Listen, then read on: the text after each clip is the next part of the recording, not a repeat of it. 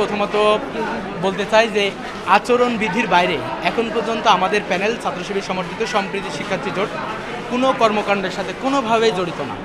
যদি কোনো বিষয়ের সাথে জড়িত থাকতো তাহলে নির্বাচন কমিশন আমাদেরকে জানাতেন, অবশ্যই আমরা পদক্ষেপ নিতাম। তো আলহামদুলিল্লাহ আমরা এই জায়গাটা শতভাগ মেনে চলার চেষ্টা করতেছি। আমার মনে হয় অন্য অন্য প্যানেলও চেষ্টা করে যাচ্ছে। আর আজকের ইশতেহার দেওয়ার ক্ষেত্রে আমরা তো দুইটাই আজকে শহীদ মিনারে সংবাদ সম্মেলন ডেকেছি, ইনশাল্লাহ সেখানে আমাদের ইশতেহার চলে আসবে। সেখান থেকে আমি মনে করি যে আপনারাও আমাদেরকে সহযোগিতা করবেন। আমরা চাই শিক্ষার্থীদের কাছে আমাদের ইশতেহারটা পৌঁছাক। আমরা আমাদের ইশতেহার শিক্ষার্থী বান্ধব এবং বাস্তবসম্মত করার চেষ্টা করেছি। আচ্ছা, আপনাদের যে প্রচার প্রচারণা চালাচ্ছেন এখন পর্যন্ত কোনো ধরনের বাধার সম্মুখীন হয়েছেন কিনা, বা আপনাদের কাছে কোনো ধরনের আচরণবিধি লঙ্ঘনের বিষয় চোখে পড়েছে কিনা?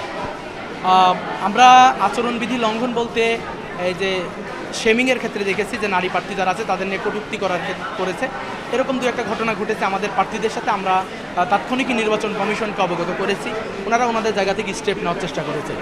আর আচরণবিধি অন্যান্য প্যানেল যারা আছে লঙ্ঘনের ক্ষেত্রে আমি এখন পর্যন্ত সঠিক বলতে পারছি না যেরকম কোনো ঘটনা ঘটেছে কিনা, এতটুকুই আর কি। পরিবেশ ঠিক আছে, সুন্দর আছে এখন পর্যন্ত নির্বাচনের পরিবেশ আমরা কোনো দিক থেকে চাপ ফিল করা অথবা অন্য কোনো বিষয় আমাদের কাছে মনে হয়নি। এখন পর্যন্ত নির্বাচনের ভালো পরিবেশ আছে বলে মনে করছি।